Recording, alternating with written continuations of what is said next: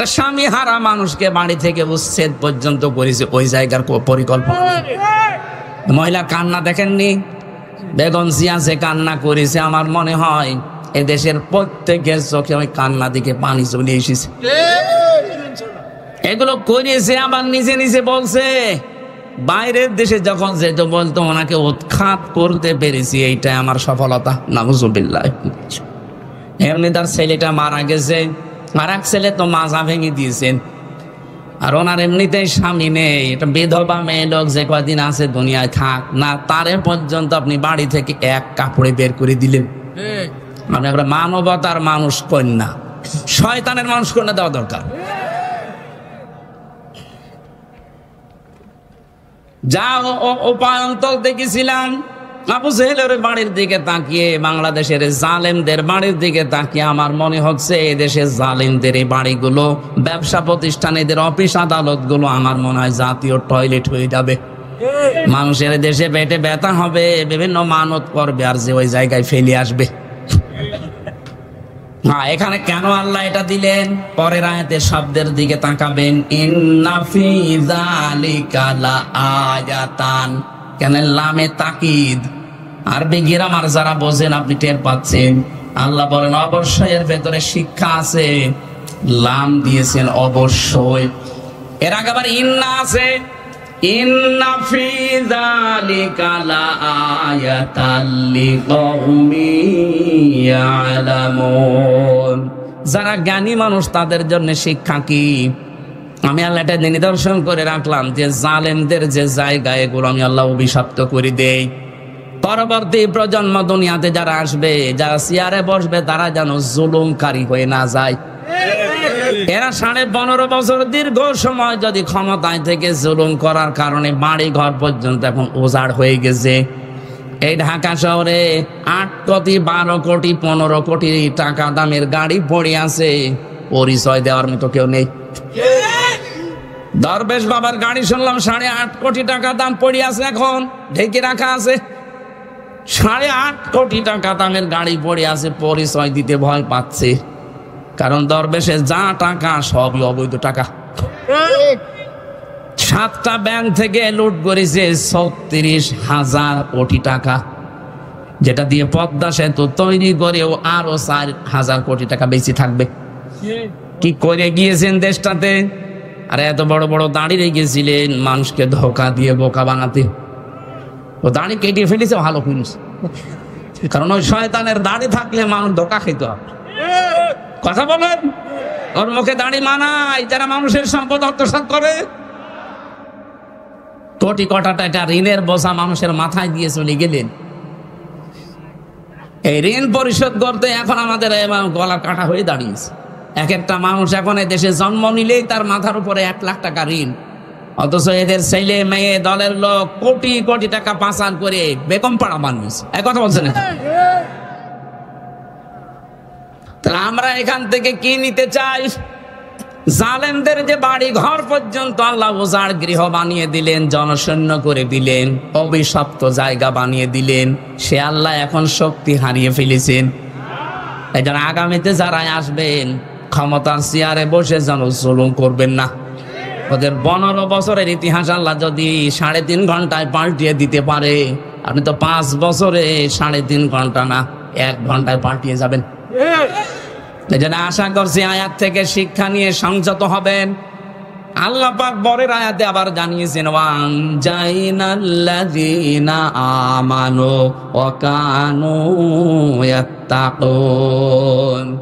যারা এই দুনিয়ায় ঈমান এনেছিল সত্যিকারের, আর যারা তাকওয়া অবলম্বন করে চলেছিল, আমি আল্লাহ তাদের এই গজব থেকে বাঁচিয়ে দিয়েছি। দেখেন তো 15.5 বছরে 3.5 ঘন্টার ভেতরে সব উল্টিয়ে গেল। কিন্তু কত অসহায় মানুষ এই 15.5 বছরে ঈমানের উপরে টিকে ছিল, যারা এত জুলুম অত্যাচার নির্যাতন সহ্য করেও যারা উল্টা পাল্টা কাজ করেনি, আল্লাহ ঠিক তাদেরকে এখনো পথে দাঁড় করিয়ে রেখেছেন। এখনো তাদের মাথা সোজা আছে।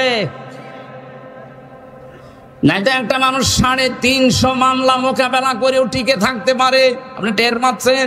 আমি 2 মামলায় আমার জীবন অতিষ্ঠ হয়ে গেছে। ওর 313টা মামলা পেয়েছি আমি বিএনপির একজনের, এখনো টিকে আছে। এই জন্য আমরা চাই আগামী প্রজন্ম যারাই আসবেন না কেন জালেম হবেন না। তাহলে আপনাকে আল্লাহ এই জালেমদের মতো নিচু করতে বেশি সময় নেবে না। এরপরেও যদি কেউ শিক্ষা না নেয় ওর কপাল পোড়া। আল্লাহ আমাদেরকে তুমি বাঁচাও, বলেন আমিন। এই জন্য আমার কথা ছিল, যারা মিথ্যা কথা মানুষকে বলছেন আমরা নির্বাচিত ছিলাম, এই মিথ্যাটা আর বলবেন না। সারা দুনিয়া জানে যে আপনারা অনির্বাচিত, জোর করি 154 জন এমনি হয়ে গেছেন। কথা বলে না কেন? আমার বংশের 100 জনের প্রায় 98 জন এই আল্লাহর ওলির মুরিদ ছিল। ওরা আমার মনে হয় নবীজিকে নবী মানতো শুধু নামে, ওদের আসল নবী ছিল বঙ্গবন্ধু। এমন কড়া, আমি 3টা বছর জেলে কোনোদিন খোঁজও নেয়নি, খবরও নেন। আমার আব্বাকে দেখলে আরো টিটকারি দিত। এই মানুষগুলো এই 2024-এর 5 আগস্টের 1:30টার পরে পরে কল দেওয়া আরম্ভ করেছে। ভাতিজা কোথায়? কুষ্টিয়া। বলছে আমরা সব জামাত ইসলাম। জামাত ইসলাম মানে 3.5 ঘন্টায় পাল্টিয়ে গেছে। এই মানুষগুলো কি করেছে দুনিয়ায়। এই চাচাটা আমার 3 বারের চেয়ারম্যান ছিল। আমার দাদা ছিল 21 বছর আর ইনি ছিল 3 বছর, আপনজন। আমি তো নিজে দেখেছি, শুধু মার্কা নিয়ে আসতো নৌকা আর আল্লাহ ওদের বানিয়ে দিত। ও নিজেও জানে না যে আমি চেয়ারম্যান হব।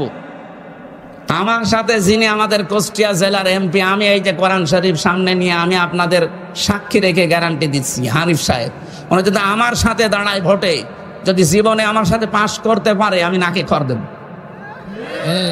ওনার যে তলানিতে গেছে, কি করেছিলেন, কি হইল আপনার টাকা পয়সা নিয়ে? বাগেরহাট, সাতক্ষীরা, খুলনা, এই 3টা জেলার প্রায় অর্ধেক মাছের ঘেড় সব হানিফ সাহেবের টাকা কি ফেরেশতারা দিয়েছে? বলেন কি করে হইতে, কি করে কি করলেন আপনি টাকা দিয়ে? এখন তো পালিয়ে আছেন, এখন তো গর্তের ভেতরে, মুখ বের করলে পিটিয়ে মানুষ মেরে ফেলবে। যা করেছেন, এই যে ইনু সাহেবকে মানুষ এখন পচা ডিম মারছে, অথচ ইসলামের বিরুদ্ধে মুখ ভেক্সকিয়ে কত কথা বলতো দেখেননি? কথা বলেন। ডাইরেক্ট ইনডাইরেক্ট যারা মানবতার ইসলামের বিরুদ্ধে ছিলেন, কাউকে আল্লাহ ছাড় দেয়নি, দেবেও না। আলাহুম আযাবুম মুহিন, যন্ত্রণাদায়ক আযাব আল্লাহ আপনাদের জন্য রেডি করে রেখেছে। তার প্রমাণ এই কালামানি কলার পাতায় শুয়েছে আল্লাহ, ওর বেশি পর্যন্ত উঠে গেছে। হ্যাঁ, ওর সংসার করার কাজ শেষ। ওর বউ থেকে কিনা দেখে, আমার মনে হয় ওর বউ চিন্তা করবে ওর কাছে থেকে আমি করবো, ও দেখা যাচ্ছে আর একজনের ধরবো। এটা আল্লাহর সব চাইতে একেবারে নিম্ন শাস্তি। কেন আল্লাহ এটা দিয়েছেন? ইন্নামা নুমলি লাহুম লিয়াজদাদু ইসমা, এটা সূরা আলে ইমরানে। যখন ওদের পাপের বোঝা পরিপূর্ণ হয়ে যায়, তখন আল্লাহ আর ছাড় দেয় না। বিচারের চেয়ারে বসে কত অবিচার করেছে এই কালামানিক, এই কথা বলছেন না কেন? জামাত বিএনপির নাম শুনলেও একবারে আন্দাজে চোখ বন্ধ করে রায় দিয়ে দিত ফাঁসি। ওটা যদি মুরগি চুরি মামলা হয় তাও ফাঁসি দিত। অথচ মানুষ হত্যা করে বসে আছে, তাকে রাষ্ট্রপতির ক্ষমায় সসম্মানে বের করে দিত। আল্লাহ ছাড় দিয়েছেন কিন্তু ছেড়ে দেননি। আমরা চাই যারা এই দাঙ্গা বাঁধানোর চিন্তায় আছেন, ফেসবুকের সমস্ত ভুয়া নিউজ শুনে আপনারা উদ্বুদ্ধ হবেন না, বিশ্বাস করবেন না। এগুলো সব ওদের বানানো, আর ওরা বসে বসে 2 বোন এই গুটি চালতেছে। আমরা যেন এই ষড়যন্ত্রে পা না দেই। এ দেশে যা আছে অনেক ভালো আছি আমরা, বাইরের বহু দেশে আমি ঘুরেছি। সাম্প্রদায়িক সম্প্রীতি এত বেশি পৃথিবীর কোনো দেশে নেই। ইসকন নিয়ে যেটা সমস্যা চলছে, এটা আন্তর্জাতিক ভাবে না। ইসকন এবং হিন্দু এক জিনিস না। ওকে বলাৎকারের জন্য পর্যন্ত ইসকন থেকে বহিষ্কার করা হয়েছে। এখন সব বের হচ্ছে, তার যে চরিত্র সব ভিডিও বের হচ্ছে। সুতরাং হিন্দু ভাইরা যারা আছেন, অন্য ধর্মের যারা আছেন, উস্কানিতে পা দেবেন না। আর এই ফেসবুকের 100টার মনে হয় প্রায় 70টা কথা মিথ্যা কথা। এই কথা বিশ্বাস করে কেউ যদি আবেগে আপ্লুত হয়ে না, সে যশোরে একবার গিয়েছিলাম মাহফিলে, 18 সালে 19 সালে যশোর MM কলেজের মেয়েরা মিছিল করছে ইফটিজিং এর বিরুদ্ধে, ডাইরেক্ট অ্যাকশন। একটা 20 বছর 25 বছরের যুবতী মেয়ে, বুকে কোনো ওড়না নেই, একটা স্কিন টাইট প্যান্ট পরা, গেঞ্জি হাফ গেঞ্জি গায়ে দিয়ে, হাতা নেই, এরকম একটা মেয়ে যদি এক হাতে ব্যানার ধরে আর এক হাতে বলে ইফটিজিং এর বিরুদ্ধে ডাইরেক্ট অ্যাকশন, কেমন লাগে বলেন তো? তখন আমি বাসে চলতাম, চিন্তা করলাম যশোরের ওই পালবাড়ি মোড়ে পুলিশ আবার ধরলে না জানে এবার কোন সালের অপরাধী বলে চালিয়ে দেয়। ঢুকলাম পাশে এক চার দোকানে, ঢুকে দেখছি পুলিশ চা খাচ্ছে। আরে ভাই, আপনার যন্ত্রণায় আসলাম আমি এখানে, আর আপনি আমার সামনে। একটা কথা বলে এই যে মিছিল আসতেছি, যশোর MM কলেজের মেয়েরা অনার্সে মাস্টার্সে পড়ে, 22 বছর 25 বছর বয়স, বুকে কোনো ওড়না নেই। দেখছেন না কিভাবে মিছিল করছে? এক হাতে ব্যানার আর এক হাতে ইফটিজিং এর বিরুদ্ধে ডাইরেক্ট অ্যাকশন দিচ্ছে। পুলিশ আমার বলছে, হুজুর যে জিনিস আমি দেখছি মনে হচ্ছে ইফটিজিং আমি আগে করি। ঠিকই বলেছি। তাই জানে আপনারা উদ্বুদ্ধ হয়ে এরকম ইফটিজিং আমি আগে করি শুরু করেন না। ওনাদের ষড়যন্ত্র ওনাদের কাছে থাক, কেউ এই ষড়যন্ত্রে পা দেবেন না। এই যে কল রেকর্ড গুলো মাঝে মাঝে ফাঁস হয়, আপনি তো বাস্তবতা জানেন না। নিজে কল দেয়, নিজে রেকর্ড করে, নিজে এডিটিং করে, লোক দিয়ে নিজেই ছেড়ে দেয় মানুষের ভেতর একটা ভীতি তৈরি করার জন্য। আর বলে যে এই পুলিশ এই আওয়ামী লীগ, এই BNP, এই জামাতের লোকগুলো লিস্ট করে রাখো, আমি আসতেছি, আপনি আসেন। আপনি চট করে আনবেন, ফট করে আয়না ঘরে ঢুকিয়ে দেবেন। ঘন্টামে করে জায়গা পান না, যা করেছেন আল্লাহ আপনাকে মাফ করবেন। পৃথিবীর ইতিহাস পাল্টিয়ে দিয়েছেন আপনারা। আমি বললাম না, বিশ্ববিদ্যালয়ে থাকাকালীন বহু ইতিহাস পড়েছি, কিন্তু এরকম কঠিন কড়া মানুষ এত নিচে নামতে পারে ক্ষমতার কারণে আমি কোনোদিন ইতিহাসে পড়ি নাই, শুনিও নাই। আমরা তো এতদিন বেঁচে ছিলাম, এই 15.5 বছর যারা বিরোধীতে যারাই আছি, শুধু ওই 14 দল বাদ দিয়ে বাকি সবই আমরা বিরোধী। কথা বলেন না কেন? আর সবগুলো আমরা মাজলুম, সে যে দলেরই হোক। আমরা বেঁচে ছিলাম শুধু পাগল মনে করি। হাজ্জাজ বিন ইউসুফ এই লোকটা জালেম ছিল। পিয়াদারা যে বলছে, স্যার আপনার জন্য তো বাইরে যাওয়া যায় না, মানুষ খালি গালি দেয়। গালি কে দেয় আমি দেখবো। ছদ্মবেশ নিয়ে বাইরে গেছে, এক গ্রাম্য লোক রাস্তায়, এই বেটা হাজ্জাজ বিন ইউসুফ লোকটা কেমন? কেমন মানে তো জালে না, ওর বাবাও জালেম, ও জালে। যেই বলেছে জালেম, ওর খেছে মাথা খারাপ। বেটা আমার ছিল না, ছদ্মবেশ খুলে বলছে আমি সে হাজ্জাজ বিন ইউসুফ। চিন্তা করছে আমার তো মাথা থাকবে না। ডাক দিয়ে বলছে, বাদশাহ নামদার, আপনি আমার চেনেন না? আমি এই গ্রামের ওই লোক যার মাসে 2 দিন মাথা খারাপ হয়, আজকে তার পয়লা দিন। পাগল বলে বেশি গিয়েছে।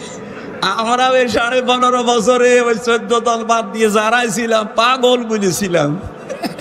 এক কথা বলছেন, পাগল বলে বেশি ছিলাম। মাসে 2 দিন আমাদের মাথা খারাপ হইতো, ওইটা তার পয়লা দিন।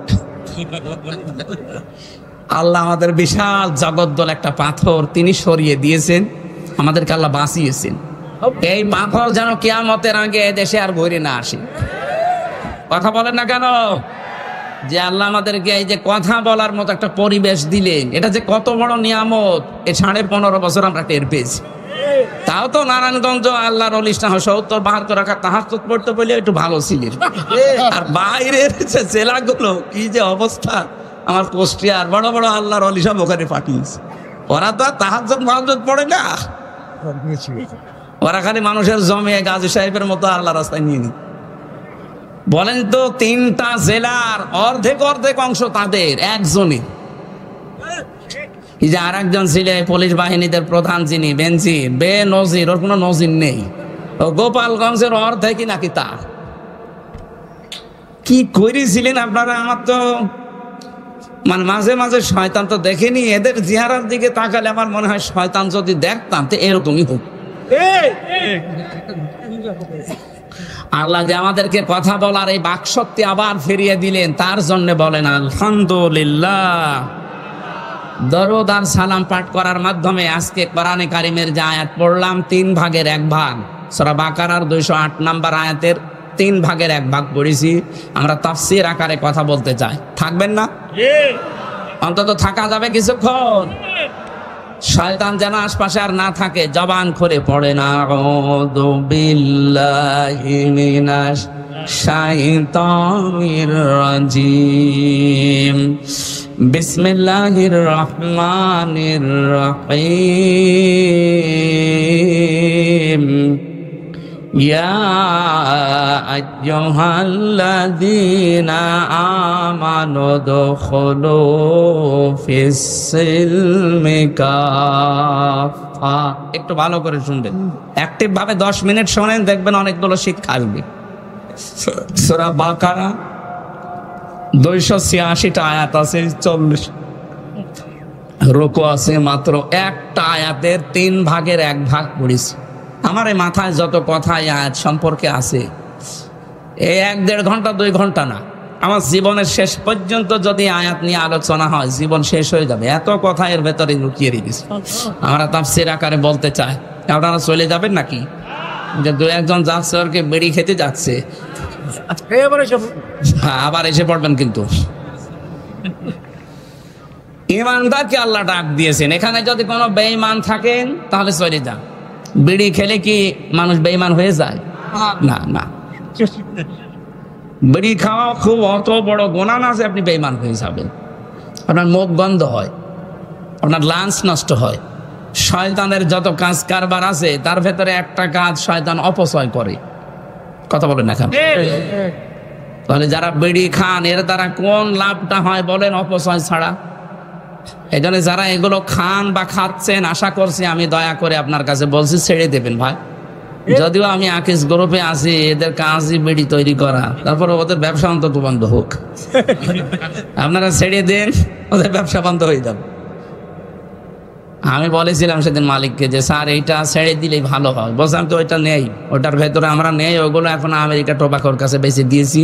এখন আমরা এই মোজো বানাই, ক্লেমন বানাই, এগুলো দিয়ে এখন খাবার বানাচ্ছি, বাকি ওইগুলো সব ছেড়ে দিয়েছি। এখন তো আকিজের এক ছেলে উপদেষ্টা হয়েছে বশির ভাই। আল্লাহ যেন সততার সাথে দায়িত্বটা পালন করার তৌফিক তাকে দান করে। কিছু কিছু ভালো মানুষ এখানে আছে, আর কিছু উল্টাপাল্টা লোক আছে। এই যে সমকামিতা প্রমোট করতো ফারুকী সাহেব, উনি যদি ফিরে তওবা করে ফিরে আসেন তো ভালো, নয়তো এরকম মানুষ দায়িত্বে থাকলে সমাজ আরো খারাপ হবে। কারণ যারা সিনেমা জগতে কাজ করে আপনি দেখেননি তাদের চরিত্রগুলো, নিজের বউ দিয়ে এই যে জেনার কারখানা খুলে রাখে। আরে ভাই, লজ্জা স্থানের জেনা না হোক, অন্তত চোখের জেনা তো হচ্ছে। তার বউকে কত মানুষ দেখে, চোখের জেনা হচ্ছে না? কেউ কেউ এমনকি উল্টা পাল্টা চোখও মারে। এই জন্য এরকম মানুষ আমার মনে হয় ৯৬% মুসলমানের দেশে। আমাদের মাথার উপরে এইগুলো না রেখে এমন মানুষকে মাথার উপরে নিয়ে আসে যারা দ্বারা ইসলামের এবং মানবতার কাজ হবে। কে এটা? কি আমার কি রাজনীতি হয়ে গেল? এটা আমাদের প্রাণের দাবি। যারা আছেন এমন মানুষকে রাখবেন, বশির ভাইয়ের মতো মানুষ রাখেন, ইসলাম এবং মানবতার জন্য যারা কাজ করবে। বিড়ি যারা খান ছেড়ে দেবেন কিনা বলেন? কারা কারা ছেড়ে দেবেন দেখে হাত তোলেন তো। একজন শুধু, ঠিক আছে ভাই, আপনি এটা ছেড়ে দিয়ে অন্তত পান আর চা খেয়ে। পান তো খান, আপনি দেখে বোঝা যাচ্ছে খান। জিনিস খেয়ে বেকার আমাদের এই লাঞ্চ নষ্ট হয়ে যায়। বিড়ি খাওয়ার এই পৃথিবীতে একটাই মাত্র খাবার আমি পেলাম যার উপরে লেখা থাকে যে এটা খাবেন না, এটা নিষিদ্ধ। লেখা থাকে না? খেলেই ক্যান্সার হয়। পৃথিবীর কোন খাবারে লেখা আছে যে আমাকে খাবেন না? শুধু একটা বাদ দিয়ে, ছাগলে পর্যন্ত খাই না। হ্যাঁ, এটা তো তৈরি হয় আমার কুষ্টিয়ার এই যে ভেড়ামারা, দৌলতপুর, এই সমস্ত জায়গায় দেখেছি। এই তামাক এগুলো সব বিছানা নাই, রাস্তার পাশে পাশে সব দিয়ে রাখে শোকাতে। ছাগলে গরুতে সব টয়লেট করে। হ্যাঁ, এগুলো ঝাড়া দিয়ে প্যাকেট করে পাঠিয়ে দেয় রংপুরে, ওদের কারখানা আছে, ওখান থেকে আবার প্রক্রিয়াজাত করে এসে যশোরে, কুড়িগ্রামে, বিভিন্ন জায়গায় বানায়। যাই করে বাস্তবতা কিন্তু মাল মশলার সাথে লেগে থাকে। আপনি তো সব টান দিচ্ছেন, টের পাচ্ছেন না ভেতর কি আছে। হয়তো অনেক ছাগল, গরু, বিড়ালের পোশাক পায়খানা লেগে আছে, সেইটা আপনি খাচ্ছেন। আরে ভাই, বেড়া দেওয়া লাগে না এই খেতে, ছাগলও খায় না, আর আপনি ছাগলের তারপর খারাপ হয়ে গেলেন। আশা করছি এত লজ্জা দেওয়ার পরেও যদি কেউ এই নিকৃষ্ট কাজ ছেড়ে না দেয়, ও মনে হয় আজরাইল আসার আগে আর ছাড়বে না।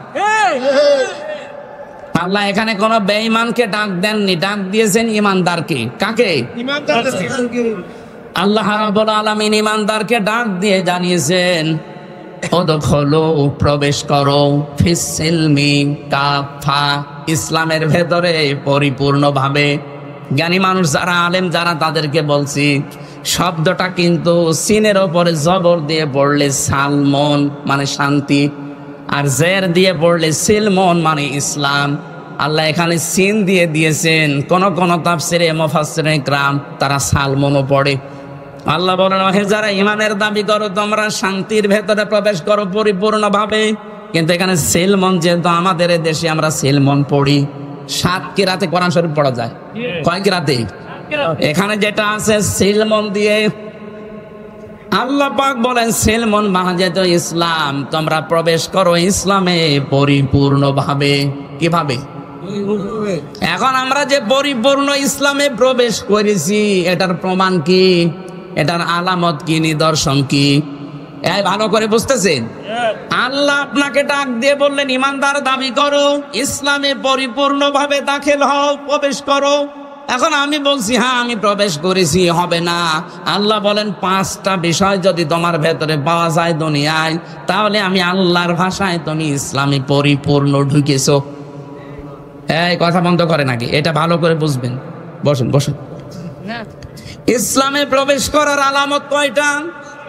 এবার আপনি নিজের সাথে মিলান তো, আপনি প্রবেশ করেছেন কিনা, নাকি আন্দাজে? 1 নম্বরে কেউ যদি বলে আমি ইসলামে প্রবেশ করেছি, তার প্রথম আলামত সে আত্মসমর্পণ করবে। কি করবে?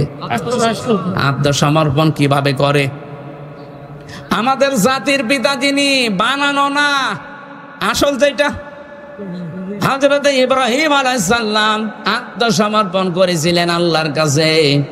তিনি যখনই আল্লাহ ডাক দিয়েছেন, ক্বালা লাহু রাব্বুহু আসলিম, ক্বালা আসলামতু লিরাব্বিল আলামিন। আল্লাহ পাক বলেন ইব্রাহিম আত্মসমর্পণ করো। উনি গাছের মাথায় কোড়াল দিয়ে কাঠ কাটছিলেন, ওখান থেকেই জবাব দিয়েছেন আসলামতু লিরাব্বিল আলামিন।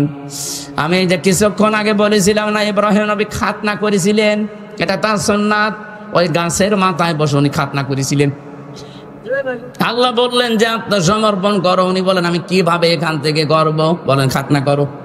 এখানে কোড়াল দিয়ে নিজে খাতনা করে ওই জায়গায় বলেছিলেন আমি আত্মসমর্পণ করলাম, আমার নিজের মন মতো আর কিছু নেই, এখন থেকে যা করবো আল্লাহ তোমার মন মতো। তাহলে এখান থেকে আমরা বুঝলাম কি?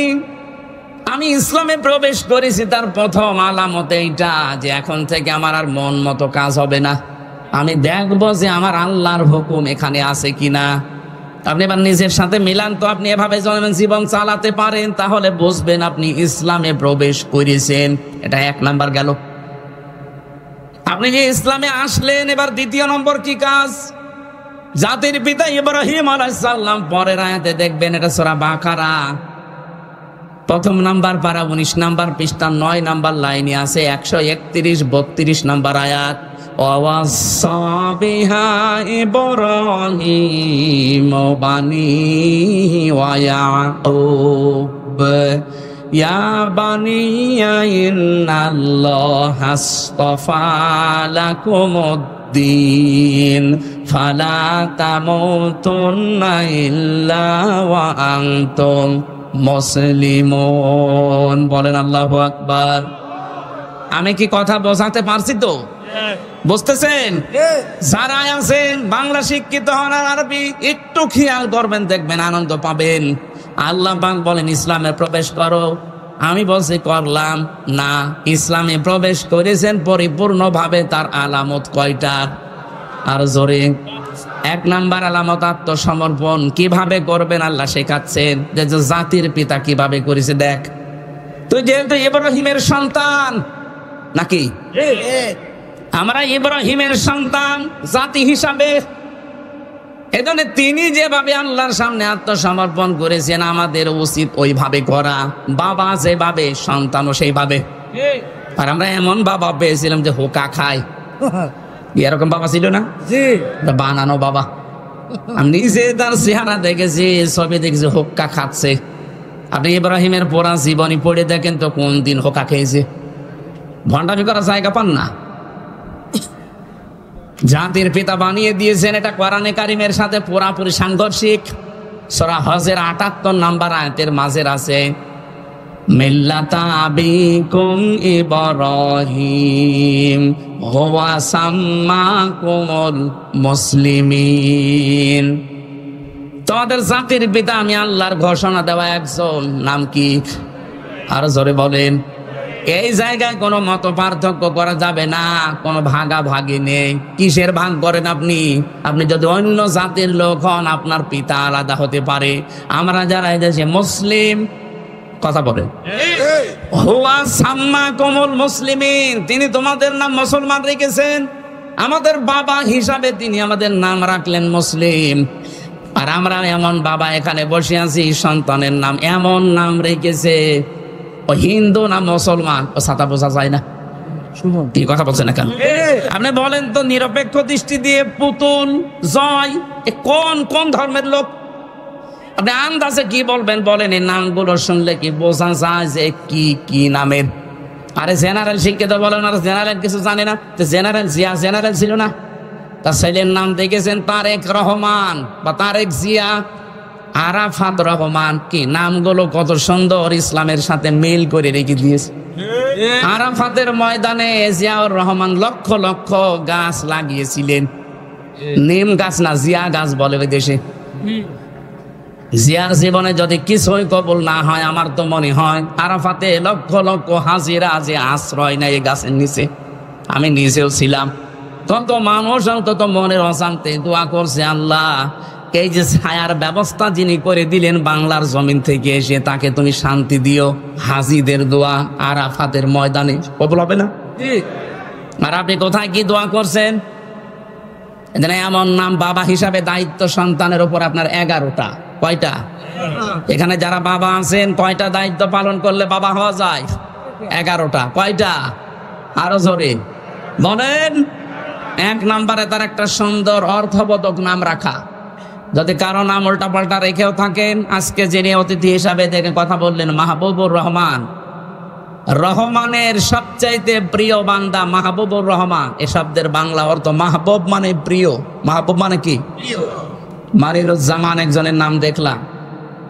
মনির মানে আলো, জামান মানে এই যে এখন যা জামানা চলছে, জামানার আলো, এরকম একটা অর্থবোধক নাম রাখেন।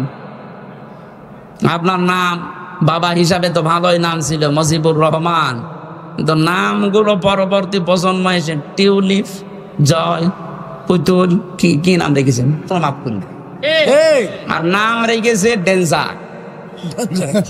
হ্যাঁ, আমি জেলখানায় অনেকগুলো মানুষের নাম এমন পেয়েছিলাম, ডেঞ্জার রাসু, ভয়ঙ্কর তাজ। আর একজন ছিল আমাদের উপর তলায়, ওনার নাম ছিল সুইডেন আসলাম। পরবর্তীতে ওনার জীবনী নিয়ে সিনেমা বানিয়েছে মান্নার আসলাম ভাই। ওনার কাছে হুজুর কিছু জানে না, সব খবর আমার কাছে আছে। কি ডেঞ্জার মানুষ ছিল বলেন তো, যার নাম নিয়ে সিনেমা পর্যন্ত বানিয়েছে। দেখেছেন আসলাম ভাই সিনেমা দেখেছেন? আপনারা তো আল্লাহর ওলি, ওইসব লাইনের লোক না। ওনার জীবনী নিয়ে ওইটা বানিয়েছে। কি নাম, নামের আগে সুইডেন লাগিয়ে দিয়েছে। যেজনের নাম বাবা হিসাবে এমন একটা অর্থবোধক নাম আলেমদেরকে জিজ্ঞাসা করে রাখবেন, কিয়ামতে আল্লাহ যখন বিচারের কাঠগড়ায় দাঁড় করিয়ে দেখবে না, এরে মাফ করার কিচ্ছু নেই, অন্তত নামটা দেখে যেন মাফ করে দেয়। কিয়ামতে আল্লাহ মরিয়ম এ নামে যখন ডাক দেবেন, লক্ষ লক্ষ মরিয়ম হাজির হয়ে যাবে। আল্লাহ পাক বলে, আমি এত মরিয়ম চাইনি, আমি চেয়েছি ঈসা নবীর মা মরিয়মকে। মরিয়ম নামের মেয়েরা বলবে, রব্বুল আলামিন তুমি তো ঈসা নবীর মা মরিয়ম ডাক দাওনি, বলেছো মরিয়ম। দুনিয়াতে তোমার হুকুম না মেনে একবার ভুল করেছি, আজকে তোমার এই হুকুমে সাড়া দিয়ে আমরা হাজির হয়ে গেছি। আল্লাহ বলেন, আমার রহমতের জরিয়ায় জোশ পয়দা হয়ে গেছে, যা ঈসা নবীর মা মরিয়মের সাথে যাদের মিল আছে, আমি আল্লাহ তাদেরকেও আজকে মাফ করে দিলাম। বাবা যারা আছেন অর্থবোধক নাম রাখবেন, কিন্তু আমি এটা আমার সাবজেক্ট না আসলে ইঙ্গিত দিলাম। আমাদের নাম মুসলিম জাতির পিতা হিসাবে ইব্রাহিম নবী রেখেছিলেন। আল্লাহ পাক বলেন, তিনি ইন্তেকালের আগে তার সন্তানদেরকে ডাক দিলেন, এমনকি ইয়াকুব নবী। এই 2 জন নবীর আয়াত এটা, তারা 2 জন ডাক দিয়ে বলেছিলেন, ইয়া বুনাইয়া, হে আমার কলিজার টুকরা সন্তানেরা, ইন্নাল্লাহা আসতাফা লাকুমুদ্দিন, ভালো করে শুনবেন। অবশ্যই আল্লাহ নির্বাচিত করেছেন, চয়ন করেছেন, পছন্দ করেছেন, তোমাদের জন্য মনোনীত করেছেন দিন হিসাবে। কি হিসাবে? কি দিন? কি না না, এখানে আল্লাহ বলেন লাকুমুদ্দিন, তোমাদের জন্য একটা দিন আল্লাহ নির্ধারিত করলেন, নির্বাচিত করলেন, পছন্দ করলেন, চয়ন করলেন। এখন এই যে নির্বাচিত যে দিনটা, সারা দুনিয়ায় এখন দিন আছে প্রায় 4,500। কত দিন? মানে যদি ধর্ম বলেন তাহলে 4,500 ধর্ম আছে এই দুনিয়ায়, তার ভেতরে ইসলাম একটা। আল্লাহ বলেন যে দিন হিসাবে যেটা মনোনীত করলাম সেটার নাম কি জানো? ইন্নাদ-দীনা ইনদাল্লাহিল ইসলাম। আমার কাছে মনোনীত একটাই ধর্ম আছে, তার নাম আরো জোরে বলেন দুনিয়ায় যদি ইসলাম বাদ দিয়ে অন্য কোনো কিছু দিয়ে কেউ আল্লাহর কাছে যেতে চায়, ওর জীবনের কোনো কিছু কবুল হচ্ছে না, হবে না। এখানে ধর্ম ভীরু যারা আসে, যে ধর্মের লোক হোক, আজ হিন্দু, বৌদ্ধ, খ্রিস্টান, বিভিন্ন দেশে বিভিন্ন ধর্ম যারা পালন করছে, এমনকি এটা রেকর্ড হচ্ছে, কালকে ছড়িয়ে যাবে সারা পৃথিবীতে। আমি আহ্বান জানাবো আপনাকে, আমি ইসলাম ধর্ম গ্রহণ করার জন্য বলছি না, কিন্তু ইসলাম গ্রহণ করা যায় যেটা পড়লে আপনি কোরআনটা একটু পড়েন, ইংরেজিতেই পড়েন, উর্দুতে পড়েন, ফার্সিতে পড়েন, হিন্দিতে পড়েন। 4,500 ভাষায় এই কোরআন এখন রূপান্তরিত করা আছে, ব্যাখ্যা করা আছে। আমি আহ্বান জানাচ্ছি অন্য ধর্মের লোকদেরকে, আপনি ইসলাম গ্রহণ করতে আমি বাধ্য করছি না, কারণ ইসলামের জোর জবরদস্তি নাই, লা ইকরাহা ফিদ্দীন। আমাদের দিন যেটা ইসলাম, এখানে কোনো জবরদস্তি নেই, কোনো বাড়াবাড়ি নেই। আপনাদের আমরা বলছি আপনি একটু মেনে নেন, একটু পড়েন কোরআনটা, আরবিতে পড়েন আর ইংরেজিতে পড়েন। পুরাটা একবার যদি আপনি শেষ করেন, আর যদি মানুষ হয়ে থাকেন, মানবতা একটু কাজ করে বিবেক, আপনি দেখবেন মুসলমান না হয়ে পারবেন না। কারণ দুনিয়াতে একটাই শান্তির ধর্ম আছে। 800 বছরে এই পৃথিবীটা, আমাদের এই অঞ্চলটা মুসলমানরা স্বাধীন চালিয়েছে রাষ্ট্র, এই ভারতবর্ষ। কত? 800 বছর যদি আমাদের ধর্মে জোর জবরদস্তি থাকতো, আল্লাহর কসমে 800 বছরে ভারতবর্ষে একটাও হিন্দু পেতেন না। কই আমরা তো এটা করি নাই, অথচ এই কয়েক বছরের ভেতরে আপনারা মোদির শাসন আমলে দেখতে পাচ্ছেন মুসলমানদের মসজিদের সামনে যে ওরা উলু দিচ্ছে। আপনারা যদি এগুলো করেন, বিশ্বে কিন্তু আপনারা একা না, মাত্র 120 কোটি হিন্দু আছে তাম দুনিয়া মিলে, আর তাম দুনিয়ায় 175 কোটি মুসলমান। কত? সব চাইতে বেশি আছে হিন্দু ধর্মে 220 কোটি, 230 কোটি খ্রিস্টান, তারা সব চাইতে বেশি আছে জাতি হিসাবে 2 নম্বরে। কিন্তু আমরা একেবারে ফেলে দেওয়ার মতো না। ঝামেলা করলে সারা পৃথিবীর মুসলমান যদি এক হয়ে যায়, শেষে আর পোড়ানোর মতো হিন্দু পাওয়া যাবে না। এজন্য আমরা সব মিলেমিশে থাকতে চাই। আজ ভারতবর্ষে যা করছেন, এটা দেখলে আমাদের কান্না আসে যে আপনাদেরকে আমরা 4 ভাগ, 96 ভাগ মুসলমান আমরা, মাত্র 4 ভাগ আপনারা জামায় আদরে রেখেছি। কথা বলছেন না কেন?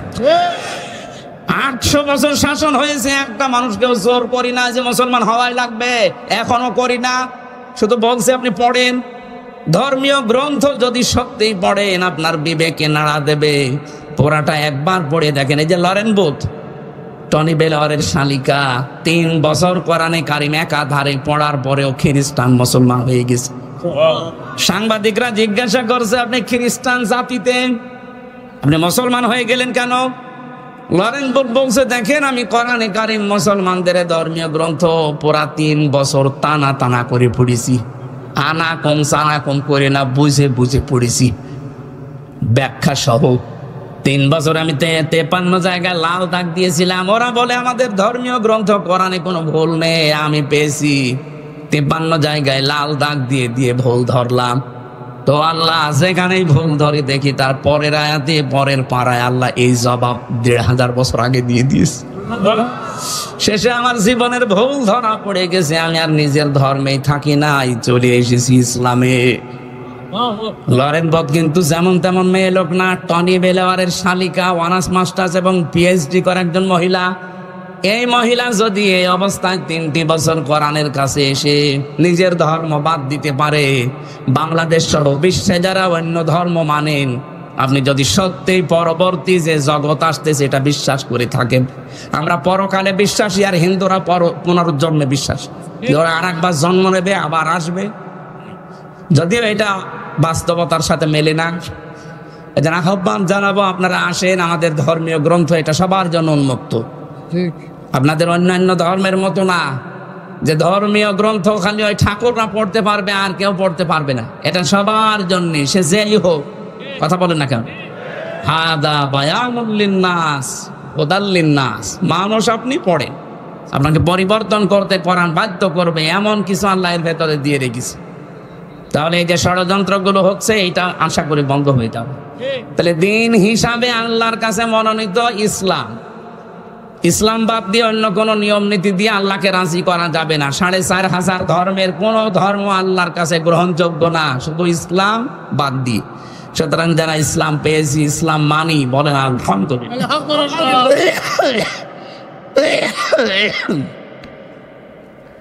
আমি ইসলামে পরিপূর্ণ প্রবেশ করেছি, তার প্রথম আলামত হচ্ছে আমি আত্মসমর্পণ করব কার কাছে?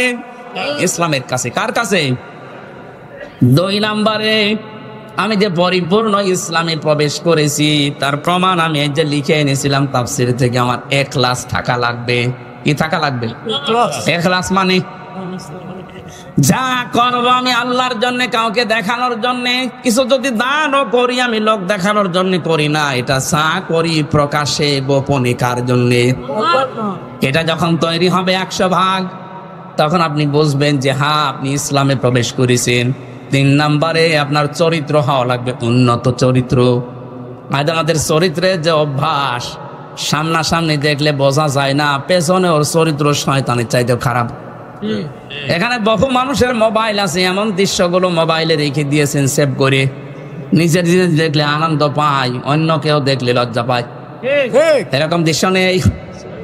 বলেন, এটা উন্নত চরিত্রের কাজ, যেটা আমি নিজে দেখবো, আমার বাবাও দেখতে পারবে। কথা বলেন না কেন? আর আমি দেখলে আনন্দ লাগবে, অন্য কেউ দেখলে আমার কাছে লজ্জা লাগবে। এটাই তো চরিত্রের মহা অবক্ষয়।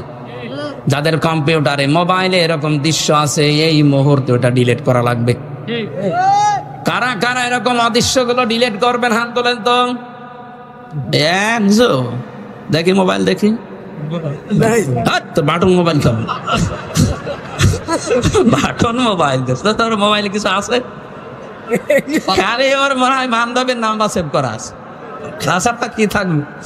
যাদের এরকম এই যে স্ক্রিন টাচ মোবাইল আছে, যা সেভ করে রেখেছেন, নিজে দেখলে আনন্দ পান, অন্য কেউ দেখলে লজ্জা পান, ওটা ডিলিট করা লাগবে। উন্নত চরিত্র করতে হলে লাইনে না গেলে আপনি পারবেন না। 4 নাম্বার, আপনার আকীদা বিশুদ্ধ হওয়া লাগবে। আজ বাংলাদেশ জামাতে ইসলামের যারা আছে, এদের একটা মিথ্যা তহমত লাগিয়ে দেয় যে এদের আকীদা ঠিক নেই। তোমার আকীদা এত ভালো, একটু ফাঁসের দড়ি গলার কাছে আসুক, আকীদা সব বেরিয়ে যাবে। সুতরাং উল্টা পাল্টা ফতোয়া দিয়ে মজলুম একটা দল এই বাংলাদেশে, এই 53 বছরের সবচেয়ে বেশি জুলুমের শিকার এই বাংলাদেশ জামাত ইসলামী। এই মজলুম দলের উপরে মিথ্যা তহমতটা দিয়ে নিজের গোনার পাল্লা ভারী করাবেন না। তাদের আকীদা ঠিক নেই, আপনার আকীদা খুব ভালো আছে।